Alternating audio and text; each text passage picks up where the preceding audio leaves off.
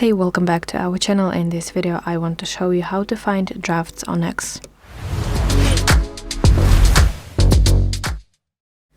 So let's open X, and you have to start a new post by tapping the plus sign in the bottom right corner of your screen.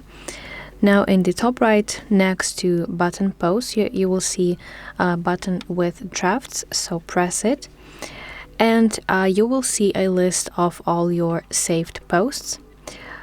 But please note that if you don't have any saved drafts, that button will not appear on your screen.